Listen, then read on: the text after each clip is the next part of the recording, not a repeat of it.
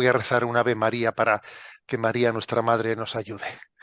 Dios te salve María, llena eres de gracia, el Señor es contigo, bendita tú eres entre todas las mujeres y bendito es el fruto de tu vientre Jesús. Santa María, Madre de Dios, ruega Por por nosotros nosotros pecadores, pecadores, ahora ahora y y en en la la hora hora de de nuestra nuestra muerte. muerte. Amén. Bien. Vale, pues muy bien, hacemos así que vuestros micrófonos queden ahora silenciados y cuando termine yo la charla, pues un poquito dependiendo de cómo andemos de tiempo para la salida mía hacia el funeral, pues igual podemos charlar un poquito, o vamos a verlo. Vamos allá. La nueva era, ¿eh? La nueva era es el tema que me habéis pedido un poco para que lo desarrolle y yo voy a entrar directamente pues en la cuestión sin muchos prolegómenos, ¿no? ¿Qué es la nueva era? Una visión global. La nueva era, bueno, pues hay que decir que no es una religión estructurada ni un movimiento unificado, es un clima cultural, espiritual difuso. Eso me refiero a una visión global, ¿no? Sin duda alguna, la nueva era es heredera del gnosticismo, que se caracteriza, es una herejía de los primeros siglos del cristianismo, que se caracteriza por rechazar la revelación de Dios buscando el acceso a la trascendencia desde las energías humanas, ¿no? Por tanto, aunque parezca algo nuevo, de hecho se dice nueva era, en el fondo es, como pasa con casi todos los errores, es una reedición de una vieja herejía, ¿eh? Recuerdo que el Papa Francisco publicó en el año 2018 una exhortación sobre la santidad, con el nombre de Gaudete et Exsultate, que por cierto para mí es la publicación más hermosa que hizo el Papa Francisco y de la cual no se ha hablado mucho. Gaudete et Exsultate, que hablaba de nuestra llamada a la santidad, ¿no? Y en el capítulo segundo de esa exhortación hablaba de dos enemigos sutiles de la santidad, y son el gnosticismo y el pelagianismo. Bueno, sí, el gnosticismo y el pelagianismo decía que son dos herejías de nuestro tiempo, ¿no? Y por cierto, yo suelo añadir que hay una tercera herejía de nuestro tiempo, además del pelagianismo, y el pelagianismo que consiste en la confianza en las fuerzas humanas para la salvación, ¿no? Y del gnosticismo, que el gnosticismo es, bueno, pues el rechazo de la revelación y el pretender llevar a Dios desde la ciencia o desde la sabiduría humana, ¿no? Yo creo que hay una tercera herejía que es la de la contraposición entre caridad y verdad. Esto yo creo que es muy de nuestros días, contraponer caridad y verdad. Pero bueno, no voy a esto, ¿eh? Lo que estaba diciendo es que la nueva era, eh, como movimiento contemporáneo, pues sí, tuvo su florecimiento a partir de la segunda mitad del siglo XX, ¿no? Y, pero que en realidad es una reedición del gnosticismo, de la herejía, de esa herejía que tuvo lugar en los primeros siglos de la Iglesia. Se suele presentar la nueva era como una nueva sensibilidad espiritual, asociada simbólicamente al paso de la era de Piscis, identificada con el cristianismo, a la era de Acuario. ¿Eh? ¿Qué es esto? ¿En qué se concreta esto de la era de Piscis y la era de Acuario? Para los que no solemos desenvolvernos en estas terminologías, ¿no? Esta idea procede de la supuesta procesión de los equinoccios, un lento movimiento del eje de la Tierra que hace que aproximadamente cada 2100 años el punto del equinoccio pase simbólicamente por una constelación distinta del zodíaco, ¿eh? Y a partir de ahí, ciertos mensajes esotéricos interpretan que cada era astrológica, o sea, cada 2100 años, eh, imprimen un espíritu particular a la humanidad. Entonces, según esto, según esto, pues hemos pasado de la era de Piscis a la era de Acuario. La era de Piscis fue la era del cristianismo y ahora hemos entrado en la era de Acuario, ¿no? La era de Piscis habría coincidido aproximadamente con los 2000 años de cristianismo, con los 2 milenios, y se asocia la era de Piscis a, pues, a la religión, la fe, el sacrificio, la obediencia, las instituciones, ¿eh? Mientras que la era de Acuario sería la nueva etapa que estaría comenzando ahora, ¿no? Esa nueva era, que sería la era de la conciencia universal, una espiritualidad sin dogmas, relativización de las religiones tradicionales, fusión entre religiones, autodescubrimiento, energías cósmicas, armonía planetaria, despertar interior y sobre todo una especie de divinización del ser humano. ¿Eh? Obviamente esto es una estupidez, claro, ¿eh? Porque recurrir a las constelaciones para justificar nuestro relativismo, ¿eh? Es como apagar el Evangelio para consultar el horóscopo, ¿no? Es como mirar a las estrellas para no mirar la cruz de Cristo, ¿no? Lo cierto es que cuando el hombre deja de adorar a Dios, termina buscando mensajes de salvación en las galaxias, ¿no? Pero bueno, lo explico porque así lo, mm, así lo identifican las raíces de la nueva era, ¿no? En esta nueva, en la era de Acuario. Por eso, ¿no? El rango distintivo de la nueva era es la nueva forma de concebir lo espiritual, sin dogmas vinculantes, sin instituciones, sin revelación histórica objetiva. Dios no ha entrado en la historia, ¿eh? Y con un fuerte énfasis en la experiencia subjetiva, ¿eh? Más que una fe, en el fondo es una especie de cosmovisión espiritual alternativa, ¿no? El núcleo doctrinal de la nueva era, ¿cuál sería? A ver, digamos, ¿cuáles son las grandes, entre comillas, ¿no? Creencias de la nueva era? ¿Eh? Así como nosotros decimos, las grandes afirmaciones del cristianismo son la encarnación, Dios vino a nosotros, la redención, Dios entregó su vida, entregó a su Hijo por nuestra salvación y el envío del Espíritu Santo. ¿Cuál sería el núcleo doctrinal de la nueva era? A ver, pues digamos, en primer lugar, voy a hablar de 4 puntos. En primer lugar, un monismo espiritual. ¿Qué quiere decir esto? No hay distinción entre Dios, el mundo y el ser humano. ¿Eh? Todo es energía, conciencia, divinidad en distintos grados. Esto es muy parecido a lo que nosotros hemos llamado como panteísmo. Panteísmo, todo es Dios.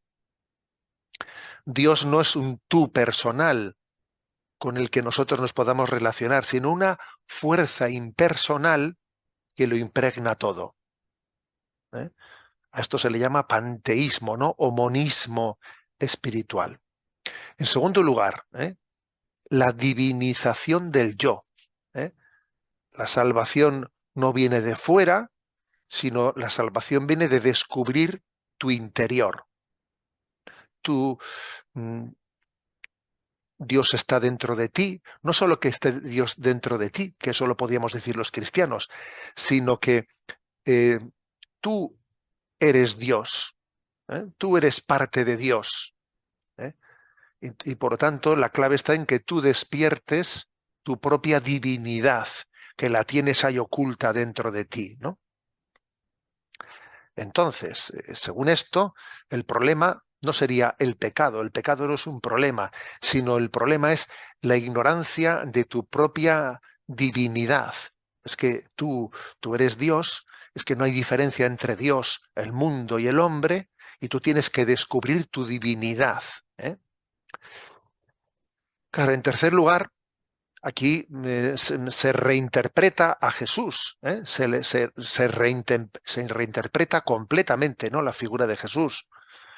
Jesús no es el Hijo único de Dios hecho carne, sino es un maestro espiritual, es un iniciado, un modelo de conciencia elevada, elevada. ¿Eh? Yo no hace mucho, pues publiqué una charla que la tenéis por ahí, tiene el título de Jesús no fue un yogui, no fue un yogui. Y con esa charla le contestaba a Pablo Dors, que es un autor, que afirma que Jesús fue un yogui y que en los años ocultos de la vida de Jesús, esos años, pues no estuvo en Nazaret, sino que él se fue a la India y que allí Jesús se inició en el yoga y que entonces todas las parábolas que Jesús nos cuenta las había aprendido de la sabiduría oriental. O sea, ni más ni menos este autor, Pablo Dors, dice esto, ¿no? O sea, hace una reinterpretación. O sea, Jesús dejaría de ser el revelador del Padre para ser alguien que ha confluido con la sabiduría oriental, ¿no? Entonces se reinterpreta a Jesús completamente, se le une a Buda, a Krishna, etcétera, ¿no? De hecho, muy recientemente, no sé si lo habéis visto por ahí, pues ha habido un encuentro ibérico de toda la península ibérica de yoga en Javier, en el castillo de Javier, en la que allí se ha puesto presidiendo una fotografía de Jesús y a un lado suyo a Buda y a otro lado a Krishna, ¿no? Entonces, claro, yo, por cierto, mandé un mensaje en redes sociales, ¿no? Mandé un mensaje en redes sociales con esa fotografía de todo el encuentro nacional, ¿no? Ibérico de gente haciendo yoga con la figura de Jesús, de Buda y de Krishna. Mandé un mensaje en el que decía: por si alguien tuviese dudas de que la práctica del yoga no es una simple gimnasia neutra, sino una realidad inspirada y orientada por el sincretismo religioso, esta fotografía demuestra cómo las imágenes de Cristo, Buda y Krishna presidieron el reciente Congreso Ibérico de Yoga. Y lo más triste es que el sincretismo y la idolatría puedan llegar a tener cabida en nuestros espacios eclesiales, ¿eh? Porque una cosa es ser acogedores y otra muy distinta es diluir nuestra identidad. Por lo tanto, claro, en la nueva era, Cristo deja de ser el revelador del Padre para convertirse en un ejemplo de una persona que ha sido iluminada, como también fue iluminada Buda o Krishna. No es el revelador del Padre, es un ejemplo, ¿eh? Y entonces, claro, pues finalmente, digamos, en este pensamiento de la nueva era, finalmente, por ¿qué se entiende por salvación? ¿Qué se entiende por salvación? Claro, la salvación no se entiende en que el hombre pueda perder su alma, pueda perder su vida, la condenación eterna. No. La salvación se entiende la armonización. La redención se sustituye por una sanación energética, un equilibrio interior, una alineación cósmica, un bienestar interior, ¿no? Eso es lo que significa la salvación. Pero que nos quede claro, aquí no hay cruz, ni gracia, ni redención objetiva. No se necesita que hayamos sido redimidos de nuestros pecados, sino en el fondo es como una iluminación tuya interior. Bien, dicho esto, avanzo, ¿no? Avanzo. ¿Qué niveles hay dentro de la nueva era? Obviamente, este es un pensamiento que es muy global y se puede presentar en dosis muy diferentes, ¿no? Muy diferentes.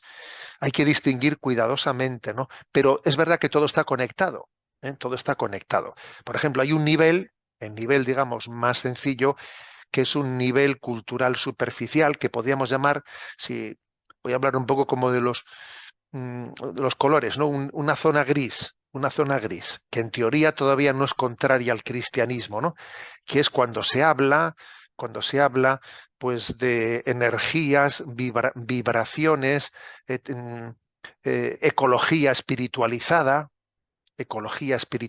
lenguaje, una búsqueda de paz interior un tanto desencarnada, desencarnada. Bien, son una serie de términos, términos que, pues, que expresan el anhelo que tiene el hombre, ¿no? Legítimo de buscar la trascendencia y de buscar la espiritualidad. Y pueden ser, sin duda alguna, un punto de partida para un diálogo con personas que están hartas de materialismo y se abren a la espiritualidad. Pero todos estos términos de energías, vibraciones, a ver, necesitan purificación conceptual, ¿no? Porque una cosa suele, la gracia de Dios no es que sea una energía, una vibración, no, la gracia de Dios es el amor de Dios, ¿no? O sea, se necesitan una, digamos, purificación conceptual. Este, digamos, es el nivel más sencillo, el nivel, pero claro, vamos subiendo de nivel y ya se entra en el nivel psicológico terapéutico. Ya yo le llamaría color ámbar, ¿no? Como cuando el semáforo ya pasa del verde al ámbar. Y entonces el nivel psicológico terapéutico ya habla de sanaciones holísticas, técnicas de relajación o meditaciones descontextualizadas, utilización de símbolos religiosos para digamos, la relajación interior, ¿eh? Pues en gran medida, pues esto mismo que he hecho referencia de ese encuentro ibérico del yoga, ¿no? Eh, no es que sea intrínsecamente herético, pero corre el riesgo de deslizarse, sin duda, hacia una antropología cerrada a la gracia y a la relación con Dios, ¿eh? Y lo prudente, obviamente, es desconfiar y buscar la tradición católica. Y luego existe el nivel superior, ¿no? El más grave de la nueva era, que es el nivel, digamos, espiritual, religioso, sincretista, que eso ya es el color rojo, ¿no? Que ya se habla ya de la reencarnación, de la canalización de entidades, uno que hace de medium para comunicarse con espíritus, la astrología espiritual, la negación del pecado, de la gracia, la negación de la revelación, la autorredención del hombre, es como si el hombre se autorredimiese, ¿no? Y esto obviamente pues es una negación completa del cristianismo, ¿no?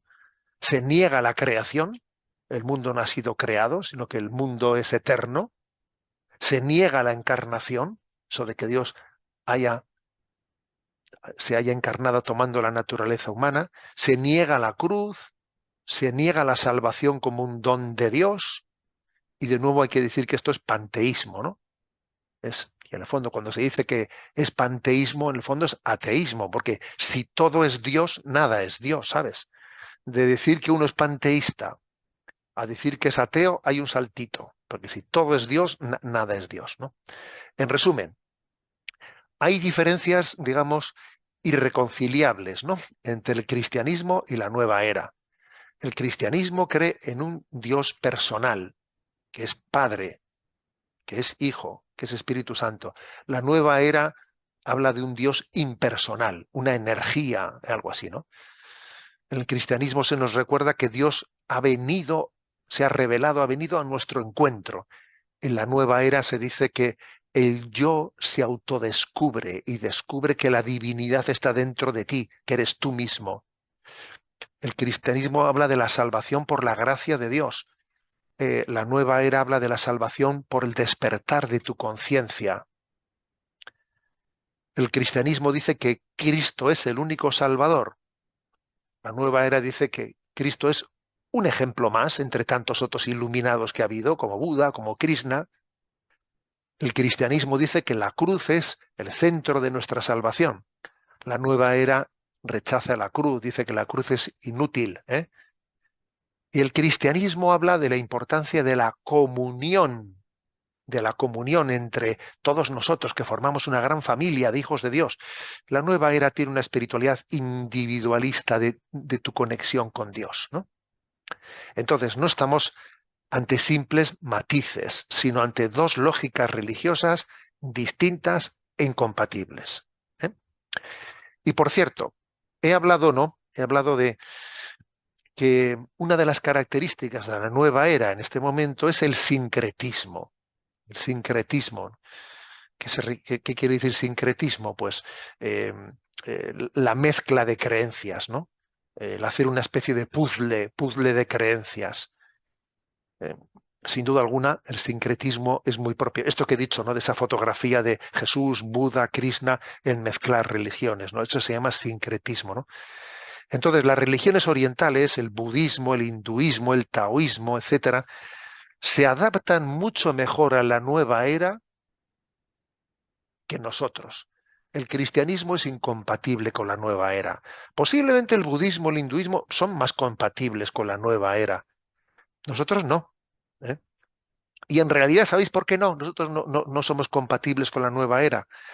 Pues porque el cristianismo, en realidad, esto lo dijo el, el cardenal Giacomo Biffi, en realidad el cristianismo no es una religión.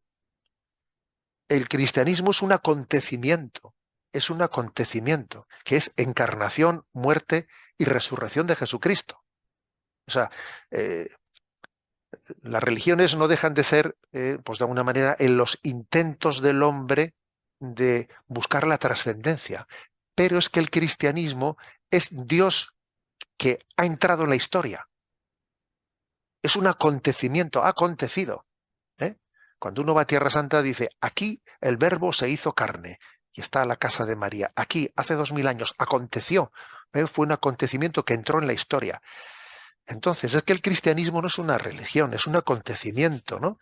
Y un acontecimiento no puede entrar en crisis porque existe. ¿Eh? Aconteció. Por eso, digamos que el cristianismo no se puede compaginar con los sincretismos. No se puede hacer una mezcolanza de decir, voy a hacer una síntesis entre cristianismo y zen, por ejemplo, o entre cristianismo y cualquier otra religión. No, no se puede. Y de hecho, pues yo creo que hay grandes errores entre nosotros. Hay algunas escuelas que pretenden hacer confluir el zen y el cristianismo. ¿Eh? Entonces, la tentativa de confluencia entre el cristianismo y el zen suele presentarse como un diálogo enriquecedor, ¿no? Entre espiritualidades. Sin embargo, cuando se analiza con mayor detenimiento, se advierte una asimetría profunda, ¿no? Porque lo que para el zen puede suponer una ampliación legítima en su horizonte espiritual, para el cristianismo implica una pérdida de su identidad. ¿Eh? El Zen está enraizado en una filosofía que no es teísta, que no cree en un Dios único, ¿eh? Carece de una revelación histórica y personal de Dios. La meta del Zen no es el encuentro con un tú divino, con la persona divina de Dios, no, sino es el despertar a una experiencia de vaciamiento del yo y de unidad indiferenciada con la realidad, fundirte con el cosmos. Eso es lo que hace el Zen, fundirte con el cosmos, ¿no? Y precisamente por esto el Zen se muestra altamente compatible con el sincretismo de la nueva era. El Zen sí es muy compatible con la nueva era, porque puede integrar símbolos, prácticas, lenguajes procedentes de otras tradiciones sin que ello afecte al núcleo esencial del Zen. ¿Eh? Porque incluso, vamos a ver, se puede ser budista, fijaros bien, y no creer en Dios como ser infinito, trascendente. No, se puede ser, fijaros, alguien que no crea en ese Dios trascendente, infinito, creador del mundo, ¿no? Y sin embargo es budista. ¿Eh? Y claro, para ellos, para los que practican el Zen, Cristo puede ser leído desde esta óptica de ellos. Jesús sería un maestro espiritual, un iluminado, un referente ético que está dentro del abanico de la pluralidad de experiencias, ¿no? Pero sin embargo, el cristianismo, en cambio, no está, perdón, no es ante todo, no una técnica espiritual ni una vía de autoconocimiento, sino que el cristianismo es la acogida de un acontecimiento que Dios se ha revelado definitivamente en la historia y que lo ha hecho en la persona de Jesucristo. ¿Eh? Mm, Jesús no es un mediador más, no, no, es el único mediador entre Dios y el hombre, es Dios que se ha hecho hombre, es el Hijo que revela al Padre, el Hijo unigénito de Dios. La fe cristiana se juega, por lo tanto, en la confesión de esta singularidad irreductible, ¿no? Dice San Juan 1:18, a Dios nadie lo ha visto jamás. El Hijo único que está en el seno del Padre, Él lo ha dado a conocer. ¿Eh? Entonces, cuando se fuerza una síntesis entre cristianismo y el Zen, el resultado habitual no es el de una integración equilibrada, sino una reinterpretación del cristianismo en claves ajenas e incompatibles.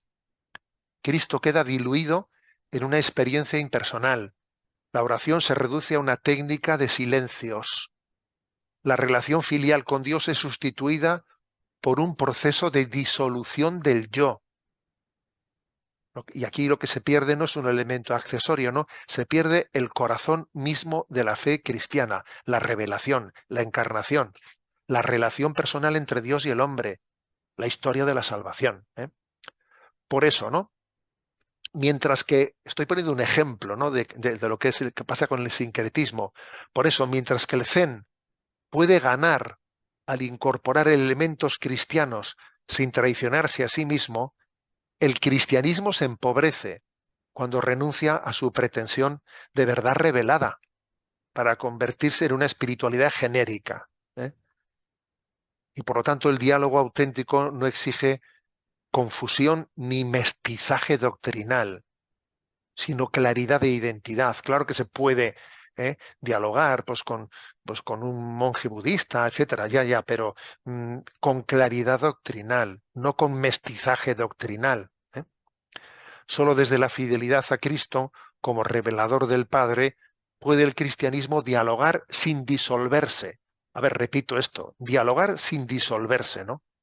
Y ofrecer al mundo no una técnica más de serenidad interior, ¿no? Sino la novedad inaudita de un Dios que ha hablado, que ha hecho alianza con el hombre en la encarnación de Jesucristo, ¿no?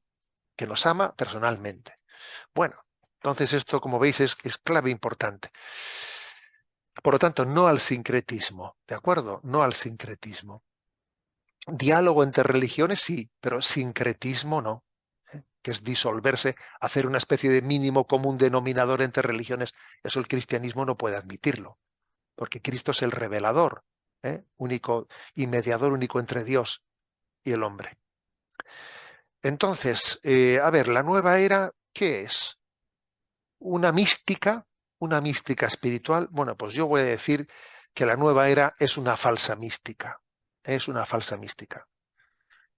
Y que la mística cristiana y la mística supuesta de la nueva era en realidad no tienen nada que ver, la una y la otra. A ver, voy a intentar demostrar esto, porque hay diferencias radicales, ¿no? En primer lugar, hay un punto de partida común y un equívoco inicial. Porque claro, dice, no, bueno, la mística cristiana y la mística de la nueva era, la supuesta mística de la nueva era, hablan de cosas comunes, ¿no? Pues, por ejemplo, la interioridad, el cuidado de la interioridad, del silencio interior, de la transformación, la renovación interior, de la importancia de tener una experiencia profunda, de buscar la plenitud. Dice, qué bien, todos estos términos, oye, podemos conjugar con ellos, ¿no? Qué bien, ¿no? Ya. Sí, pero cualquier parecido es pura coincidencia. El parecido es fenomenológico, pero no es teológico. Lo decisivo no son estas palabras de interioridad, silencio, transformación, experiencia, plenitud, sino lo decisivo es en qué las fundamos y quién actúa en esa interioridad. ¿eh? Porque claro, yo digo, es que la riqueza interior, bueno, pero vamos a ver, pero ¿tú qué estás hablando? ¿De una emoción interior o de que el Espíritu Santo venga a ti y habite en ti y more en ti, que seamos templo del Espíritu Santo? Es que no confundamos, porque estamos en una época, la época actual es la época de las emotividades, de las emociones, y hay mucha emotividad y poca racionalidad y poca teología, y esto es caldo de cultivo para la confusión. Entonces, claro, alguno escucha hablar de la interioridad, del silencio, de la plenitud de la transformación y le parece que eso ya es mística cristiana. No, hay que ver, hay que rascar más allá de las palabras, ¿no? Y ver si realmente ahí hay una verdadera mística, que es un encuentro entre Dios y el hombre, un encuentro esponsal, porque en el fondo la mística es una esponsalidad, ¿o no? Claro, otra cuestión dirimente es que si entendemos a Dios como una presencia personal o como un principio impersonal, porque para discernir, ¿no?, adecuadamente entre cristianismo y nueva era hay que resolver la cuestión de la acusación que hace la nueva era al cristianismo de dualismo. A ver si me explico con esto.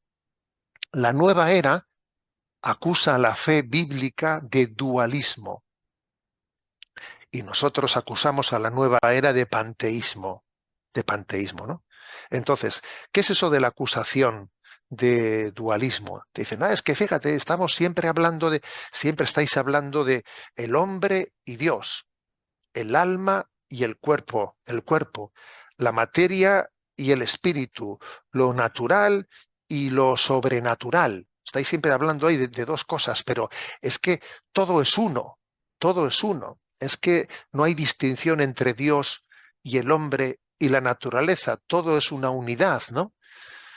Entonces, nosotros digamos que la acusación de dualismo la rechazamos, pero es que claro que existe, nosotros no es que seamos dualistas, pero claro que afirmamos que hay una dualidad, porque para ver, para ver, por ejemplo, un matrimonio, tiene que haber una dualidad entre esposo y esposa. Para ver una relación, una oración con Dios, tiene que haber una relación entre el hombre y Dios. Y entre el alma y el cuerpo también hay una dualidad. No habrá un dualismo, pero sí hay una dualidad, ¿no? Por lo tanto, la acusación del dualismo sería verdadera cuando se contrapone lo humano y lo divino. Se separan o se enfrentan estas dos realidades como si fuesen incompatibles, como si Dios y el mundo fuese incompatible, como si el alma y el cuerpo fuesen incompatibles, ¿no? Y entonces Dios quedase fuera, ¿eh? Y el mundo está abajo, y la espiritualidad tendiese a mm, huir de lo creado para alcanzar a Dios, ¿no? Pues un poco ese dualismo platónico de que me tengo que desprender del cuerpo para poder llegar a Dios, ¿no? Nosotros no creemos en ese dualismo platónico, nosotros no somos dualistas, creemos creemos que este cuerpo nuestro está llamado a la vida eterna. No decimos que el cuerpo es la cárcel del alma y que hay que desprenderse del cuerpo. Lo que es dualista es la reencarnación. Eso sí que es dualista, la reencarnación, que piensa que el cuerpo no puede estar llamado a la vida eterna y entonces el alma tiene que irse reencarnando hasta que pueda desprenderse de ningún cuerpo para llegar a Dios. Nosotros no somos dualistas. Creemos que Dios nos ha creado para el cielo, que Dios nos ha creado con una sed infinita para Dios. O sea, el ser humano ha sido creado de manera que es capaz de Dios, porque Dios nos ha creado con una sed interior que solo Dios puede saciarla. Tenemos sed de Dios y solamente Dios nos puede hacer felices. Está inscrito en la naturaleza, está inscrito el deseo de lo sobrenatural. Pero al mismo tiempo ese deseo de lo sobrenatural solo Dios te lo puede dar como una gracia, como un regalo al cual tú no tienes derecho, ¿no? Entonces nosotros no creemos en el dualismo, pero sí en la dualidad, ¿eh? Que es una alteridad. La relación entre Dios y el hombre es una alteridad. Yo no soy Dios y Dios no es mi yo. Dios no es mi yo. Él es el Dios infinito. Entre ambos, entre Dios y yo, hay una alteridad real, porque Dios me ama y quiere tener una relación personal con nosotros. Y eso hace posible, por su infinita misericordia, ¿no? Hace posible el amor, la palabra, la alianza. Entonces, nosotros no creemos en el dualismo, creemos en que existe una dualidad, claro, existe Dios y la creación. Y la creación no es Dios. La creación salió de Dios, pero no es Dios. ¿Eh? Entonces hay una relación personal entre Dios y sus criaturas y especialmente con el hombre Dios quiere hacer una alianza de amor y por eso le llamamos Padre. Fijaros que aquí existen autores, pero vamos con nombres y apellidos, ¿eh? Por ejemplo, Xavier Meloni, etcétera, que entienden que esa imagen, ¿no? Esa imagen de Dios Padre hay que superarla porque llamarle a Dios Padre es, de alguna manera, personalizar a Dios, es una imagen antropocéntrica, como si Dios fuese una persona. No, pero Dios es una energía, no se puede utilizar esas categorías dualistas, dicen ellos, ¿no? En el que Dios fuese algo distinto de yo. Esto obviamente, fijaros, esto no se sostiene, ¿eh?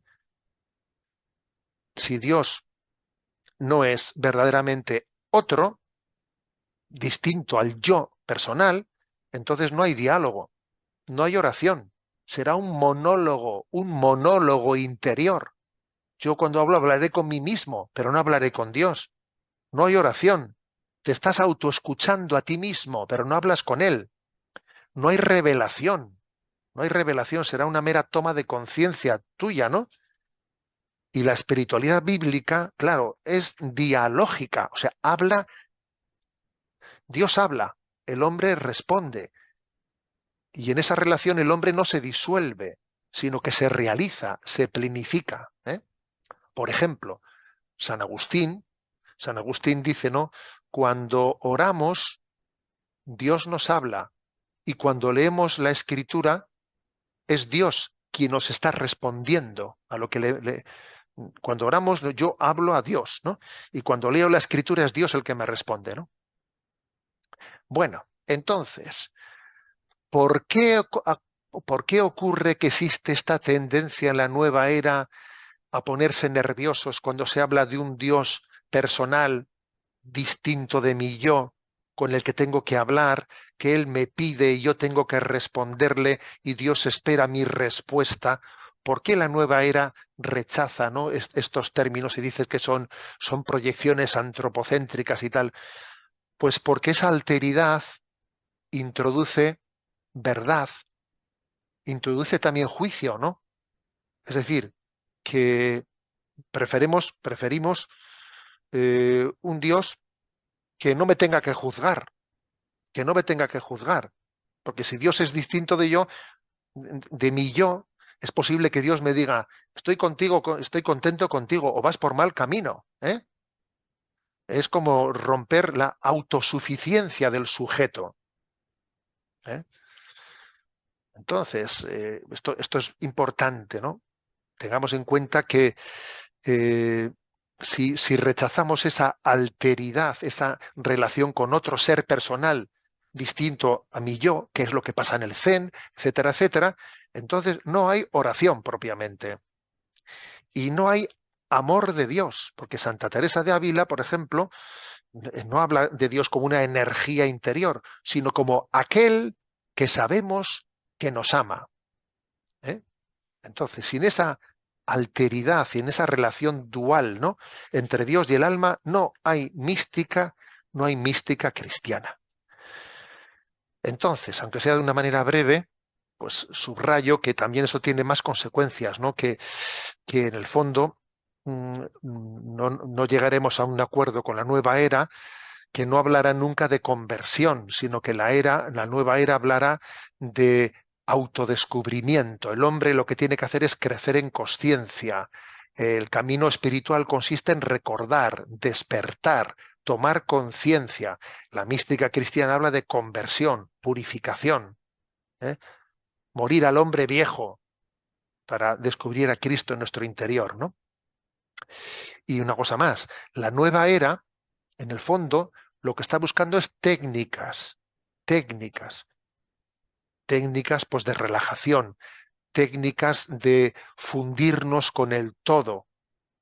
Pero nosotros no hablamos de técnicas, hablamos de la gracia de Dios, de la gracia de Dios, ¿no? Eh, las técnicas pueden ayudarnos. Una técnica, oye, pues de relajación te puede ayudar, no, pero lo que te va, lo que te va a transformar no es la técnica, ¿eh? Es la gracia de Dios, es el don gratuito, imprevisible, para el cual humildemente tienes que suplicar a Dios su gracia, no su ayuda, ¿eh? Y mientras que la nueva era hablará de fusión, de fundirte con el todo, desaparece tu identidad personal, la mística cristiana hablará de la comunión. no de la absorción. ¿Mm? El yo no se disuelve con el cosmos, el yo se transfigura, ¿no? O sea, Dios no anula al hombre, ¿eh? Sino que le lleva a una relación esponsal, nupcial con el hombre, no oceánica, no, una relación esponsal. Y bueno, y digamos que para nosotros la cruz será la señal de identidad. Esto creo que es muy importante. Allí donde alguien orille la cruz, se nos tiene que encender las luces de alarma, ¿no? En la nueva era, la cruz es un escándalo, se busca la armonía, la cruz no carece de sentido, ¿no? ¿Eh? Porque para ellos el dolor humano tiene su origen en una frecuencia espiritual baja, desalienada o negativa.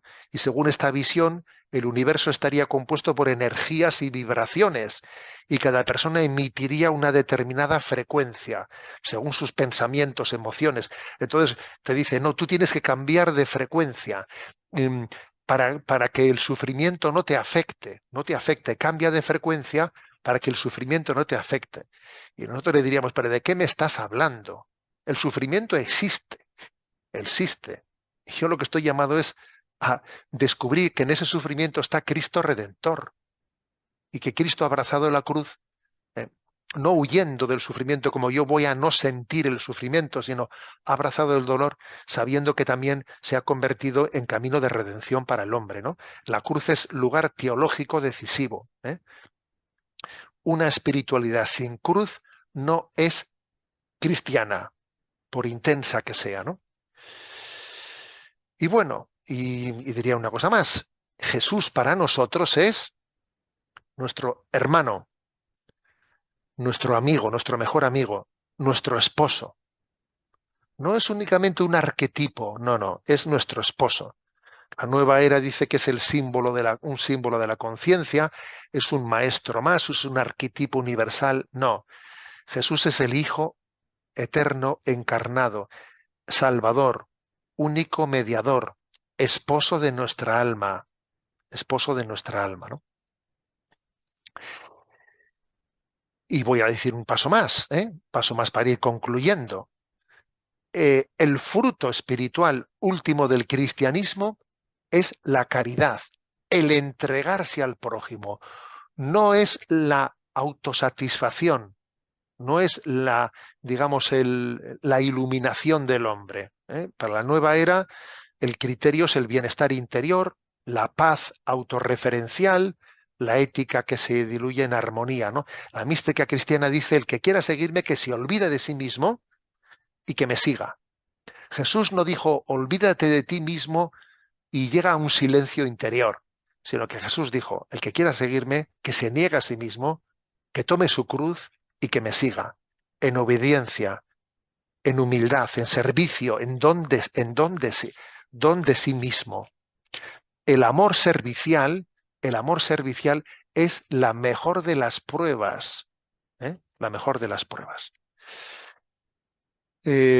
Conclusión, que la nueva era promete divinización sin redención, ¿eh? Y la mística cristiana nace de una herida de amor infligida por Dios, ¿no? La nueva era dice, mira dentro de ti y descubrirás que eres divino, que eres divino. Y la mística cristiana confiesa, no soy yo quien vive, es Cristo quien vive en mí, que eso es distinto, es la inhabitación de Dios en nosotros, ¿no? Bueno, por lo tanto, como veis, ¿no? Creo que merece la pena, ¿no? Este esfuerzo que para distinguir conceptos y le vamos a pedir a Dios, ¿no? Que nos enamoremos de lo que es lo genuino del cristianismo. Gloria al Padre, al Hijo y al Espíritu Santo, como era en el principio, ahora y siempre, por los siglos de los siglos. Amén. Bueno, pues si os parece, tenemos un ratito, ¿eh? Yo creo que tenemos 10 minutitos o 12 minutos para poder charlar. Si alguno quiere hacer alguna pregunta, etcétera, pues la hacemos. Yo me voy a levantar un momento y voy a apagar la grabación. Bueno, ya estamos aquí.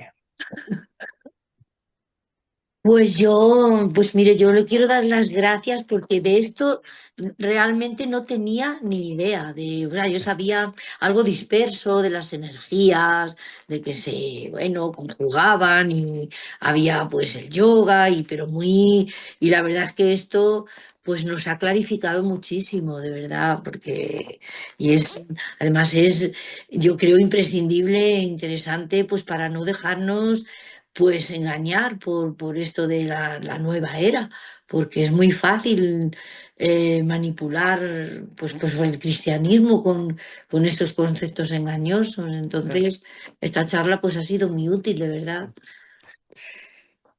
Y sobre todo también hay que tener en cuenta que como hay personas que están sufriendo por el materialismo, por una vida materialista, cuando tienen un intentar volver a Dios, claro, si se encuentran, ¿no? Si se encuentran que alguien, pues, les canaliza ese deseo de Dios, se les canaliza por este tipo de técnicas, obviamente es fácil confundirse. Porque claro, no han sido bien catequizados, no han recibido una catequización, sino que han llevado igual muchos años de secularización y entonces, claro, pues si alguien se les acerca y le dice, mira, aquí hay un retiro de esto, de Zen, del otro, van a ir sin distinguir las cosas, ¿no? Obviamente, ¿no? Yo quería comentar una cosa. Adelante. Indudablemente, bueno, nuestra cultura está inmersa ahí, en esa cultura de la nueva Eva, de la nueva era. Entonces, yo, en primer lugar, escuchando, digo, lo que tenemos es una falta de formación tremenda, los cristianos, tremenda. Necesitamos ahondar muchísimo en nuestra fe, ¿no? Y bajando al suelo, pensaba en tantísimas personas cristianas metidas en actividades de yoga, incluso de parroquias, lo sabemos, de órdenes religiosas, de retiros, etcétera, etcétera. Entonces, yo quería, si nos pudiera dar un par de pautas claras y sencillas para intentar convencer a esas personas bueno, que son cristianas, van de buena fe y que, bueno, pues ahí están uniendo con que todo movimiento de yoga es de nueva era, es negativo o no. ¿Mm? Bueno, vamos a ver, respondo un poco a las dos cosas, ¿no? A Eso ver, es. obviamente hay gente que practica el yoga en niveles muy distintos, ¿eh? Hay muchas personas que incluso practican el yoga, incluso fuera de los contextos religiosos, sino como un lugar en el que se hacen ejercicios, pilates. Tú te vas hoy en día a Ujú. gimnasios, ¿no? Que se han puesto tan de moda los gimnasios, y allí te dices esto, lo otro, te ofrecemos entrenador, yoga, no sé qué. Y hay personas que hacen el yoga ateas, vamos, o sea, como unos ejercicios de relajación. Ujú. Sin embargo, hay otros yogas que son mucho más sincretistas, que convierten el yoga más en una religión. Entonces, es verdad que puede haber niveles de utilización muy distintos, pero es cierto que el yoga nació de donde ha nacido, ¿no? Y que parte de una antropología que no es cristiana. ¿Eh? La antropología desde la que parte el yoga de los chakras, de que se abran los chakras para que tu energía fluya y se junte con el cosmos, esa antropología no es cristiana, ¿sabes? ¿Eh? Ujú. Entonces, claro, es jugar con una baraja que no es la nuestra, ¿eh? Y que obviamente te puede llevar hasta vete tú a saber dónde, porque obviamente dependiendo de cuánto juegue yo, llegaré más lejos o más cerca, ¿eh? Vale. Y con respecto a algún consejo concreto que decías, ¿no? Yo le diría, mira, tenemos unos tesoros en casa que no conocemos y a veces, ¿sabes? Nos vamos a Oriente a descubrir a Dios. Cuando resulta, por ejemplo, que San Juan Pablo II aprendió español solamente para poder leer a San Juan de la Cruz. Ujú. Joder, nosotros nos vamos a Oriente a ver que tenemos tesoros en casa que no conocemos, que es que si conociésemos a Santa Teresa de Jesús, es que si conociésemos, por ejemplo, a San Francisco de Sales, que es otra joya, es que no conocemos la tradición católica que es impresionante y estamos tocando puertas en Oriente. ¿sabes? En Oriente. Ujú, O sea, yo iría por ahí, diría, oye, ¿por qué no ujú. vamos y conocemos a Santa Teresa de Jesús? ¿Por qué no vamos y conocemos a San Francisco de Sales, ¿no? Em, yo creo que es la manera de, en vez de ponernos a discutir, ¿sabes? En vez de poner a Claro, discutir, claro. lo mejor es invitarles a lo positivo. Y cuando conozcan a Santa Teresa de Jesús, se darán cuenta lo que es la verdadera mística, ¿sabes? Que parte de Ujú. una relación con Dios, ¿eh? Vale, gracias. Hola, yo quería hacer una pregunta respecto al Reiki. El Reiki, por ejemplo, sí que me parece que ya es algo bastante más peligroso, ¿no? O no? Sí, sí. El Reiki tiene un peligro superior, pues por el hecho de que en ese tipo de imposición de manos, de energías que te calientan, que de repente el cuerpo te arde, etcétera, entramos en unos ámbitos en los que uno no sabe exactamente de qué estamos hablando. No sabemos si estamos hablando, porque claro, porque es que parten de antropologías, como digo, ajenas a nosotros. ¿Qué está pasando en esa persona? ¿Está pasando que en determinadas energías, o estamos hablando ya de espiritismos? Estamos hablando Ujú. de espiritismos, claro. El Reiki todavía tiene un plus de peligrosidad, por aquello de que se pretende que por esa especie de imposición de manos. Claro, nosotros fíjate que en el cristianismo hablamos de imposición de manos. Ujú. El obispo impone las manos, pero nada que ver, ¿sabes? Porque es invocar al Espíritu Santo no como una energía que me está calentando, porque el Reiki de repente uno dice, oh, siento un calor en todo el cuerpo. Estamos hablando de, de ámbitos en los que el maligno podría perfectamente engañarnos, ¿sabes? Podría Ujú, perfectamente engañarnos, ¿no? Entonces, sí, pero de todas maneras también no he hablado del Reiki, pero es una más, ¿no? Dentro de ese ámbito de sincretismo. ujú, A mí me gustaría bajar un poco a la realidad. Las personas humanas son personas sufrientes y sufrientes incluso porque sufren ellas mismas y porque otras personas pues les hacen sufrir. Entonces, para el sufrimiento yo me quedo con el amigo y con el padre que me ama y no con los astros o con la energía que no me va a solucionar nada. ujú. Pues esta es una aplicación muy práctica. Me explico, es una aplicación muy práctica. A mí no me va a consolar, no me va a consolar una energía, pero es que ¿sabes lo que ocurre? Que hoy en día, fíjate, en vez de tener amistades, en vez de tener la experiencia de una relación personal, comenzamos, por ejemplo, a sustituir la relación personal con la inteligencia artificial, con no sé qué, ¿sabes? Es que estamos dejando de tener la experiencia de lo que es hasta la relación personal entre nosotros, ¿eh? ¿Eh? Entonces, claro, pues en el fondo el hombre puede ser fácilmente engañado por estos caminos, ¿eh? Al amigo del padre me refería a Jesús, ¿eh? No me Sí, sí, refería a sí, un sí, sí, amigo sí, cualquiera sí, o a mi padre. sí, sí, entendido. Sí, otra cosa que usted ha comentado es que vivimos en una sociedad de las emociones, ¿no? Yo creo que uno de los problemas también en esta sociedad es que todos buscamos sentirnos bien, me ha producido un placer especial esta oración, ay, qué bien me siento. Entonces yo creo que es uno de los problemas también de que la gente tienda pues un poco a la nueva era, claro. Es más bonito, cómo me he relajado, qué bien me he sentido a decir abraza la cruz. Claro, que eso es mucho más complejo, ¿no? Yo creo que esta sociedad tendemos a evitar el sufrimiento para tender al camino fácil, ¿no? Al camino de lo que me hace sentir bien, a gusto, ¿no? Quizá también sea uno de los motivos por los que la gente rechaza un poco el cristianismo y busca la nueva era, ¿no? Sí, no sé si habéis tenido conocimiento de un documento publicado recientemente, hace pocas semanas, por la Conferencia Episcopal Sí, Española, sí, sí. por Azcor Loquitur, ¿no? Entonces, allí lo que se dice es, a ver, que la espiritualidad, o sea, tiene que tener tres dimensiones. Una es lo emotivo, obviamente, lo emotivo, porque el hombre tiene corazón, ¿no? Pero otra es, otra es la formación Mm, intelectual. O sea, en qué creo, ¿no? Y luego la tercera es, ¿qué hago? ¿Cuáles son mis acciones, mis compromisos? Mis compromisos. Entonces, quizás hubo un tiempo, allá por los años 70, en el que se puso el acento de que lo importante es mi compromiso social, lo importante es el hacer. Hubo otro tiempo en el que se puso el acento en lo importante es en qué creo, ¿no? Lo importante es el dogma. pero quizás en este momento ponemos el acento unilateralmente en lo emotivo. Lo importante es lo que sientes, lo que sientes. Y los tres elementos hay que equilibrarlos. Hay que equilibrarlos los tres. Una mesa de tres patas tiene que estar equilibrada. O sea, yo tengo que también equilibrar lo que siento con lo que creo y con lo que hago, con lo que hago. Pero sin duda alguna estamos en un momento en el que a lo que se le da prioridad absoluta es a lo emotivo.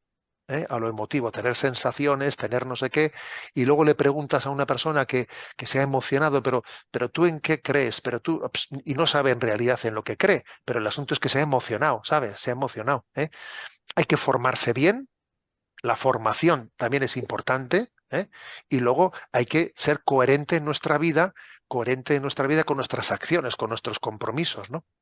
Ujú. Esas tres dimensiones tienen que ir equilibradas, ¿no? Qué creo, qué hago, con qué siento, las tres cosas. Hace una pregunta. Bueno, primero creo que ha hecho una exposición muy clara de las diferencias, ¿no?, entre lo que es la nueva era y lo que es el cristianismo. Y claro, la cosa no es tan sencilla, digo, en la praxis, porque es verdad que luego no, muchos cristianos sin decir dejo el cristianismo y me voy a la nueva era, de alguna manera o coquetean o no distinguen, y hay muchas cosas que se nos mezclan en el día a día, en la praxis de nuestras parroquias, ¿no? ¿Dónde está ahí la sutilidad o el peligro? No lo sé.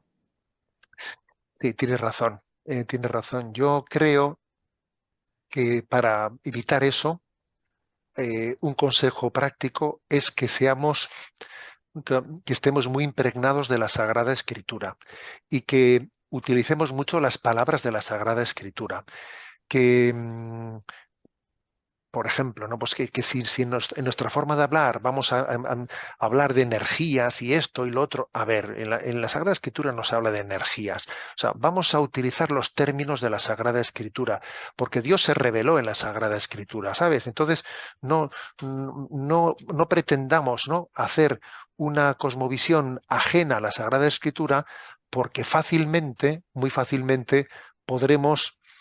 Quizás sí cambio las palabras y al final, para cuando quieres darte cuenta, has cambiado no solo las palabras, sino también los conceptos, ¿sabes? Las realidades, ¿no? Entonces, yo creo que en ese coqueteo muchas veces se comienza con los términos.